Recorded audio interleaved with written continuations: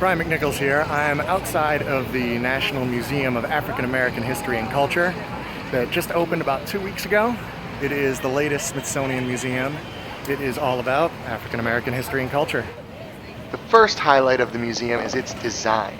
You no doubt notice the odd look of the exterior, which is inspired by the three-tiered crowns used in Yoruban art from West Africa. Additionally, the ornamental bronze-colored metal lattice pays homage to the intricate ironwork that was crafted by enslaved African Americans in the South.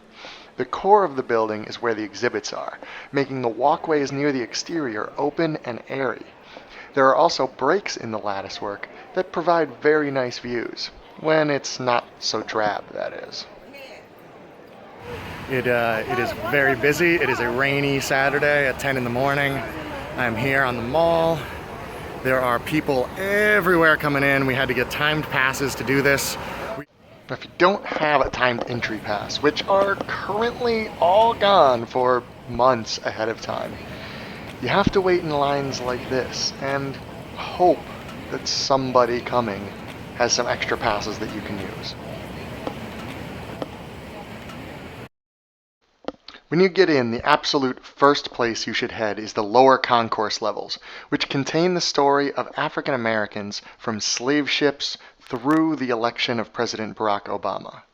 An elevator takes you through history and into rooms that mix traditional museum displays with excellent and poignant multimedia exhibits. We were all fettered around our feet, and all of the bodies died of thirst, for there was no water. Every morning they had to take many and throw them into the water.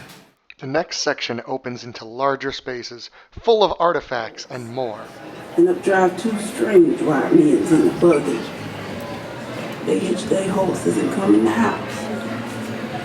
And one of the This is the inside. This is one of the basement floors of the African American History and Culture Museum. This one is about it's about slavery. It's I didn't film a lot in the lower levels. It's definitely a somber exhibit. They have actual cabins that were used by slaves on plantations.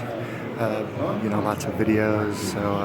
So it's powerful exhibits. As you can see, this is affecting. The abundance of items and videos combine into a wonderfully done display, but don't expect it to put you in a good mood. The historical collection continues through every decade, era, every step backward, every major event, and every step forward. The most recent decades are small sections, but they give a pretty good overview.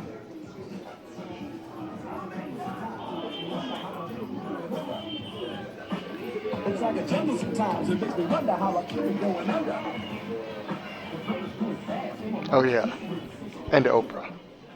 One of the examples of some of the great stuff they have at the National Museum of African American History and Culture is a whole exhibit on the Greensboro lunch counter protest behind me, and then some of the worst parts of it, this guard tower from the Angola, Louisiana prison, and then we've got a entire train car with it is an example of how segregated the trains actually were. That Greensboro lunch counter exhibit is not just for show. It is a fully interactive touchscreen about all sorts of civil protests.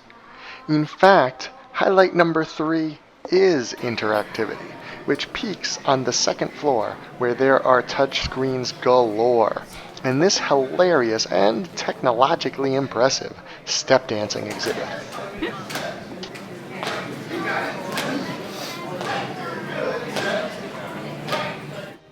The third floor is home to the community galleries, including activism, African Americans in the military, and notable trailblazers, but the highlight here is the sports gallery. Telling the story of African Americans in sports is done in sections. First up is the Olympics, with a torch, uniforms, and almost all of Carl Lewis's medals. He kept one. Then each of baseball, football, basketball, and boxing gets its own room. The Game Changers Hall is wonderful, telling the story of the first, or most famous, African American in just about every sport.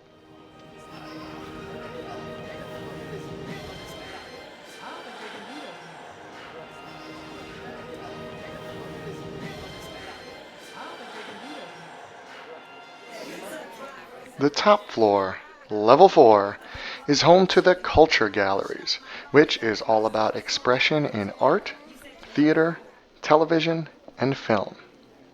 Like the Sports Gallery, the TV and film sections are loaded with videos and memorabilia, but nothing touches the Music Gallery, our fifth and final highlight. From Chuck Berry's Cadillac Eldorado, to costumes, to instruments, to the P-Funk mothership, this gallery is loaded with stuff. And the best part is the museum presents it as a celebration of African American music, and it is a great and uplifting way to end the tour.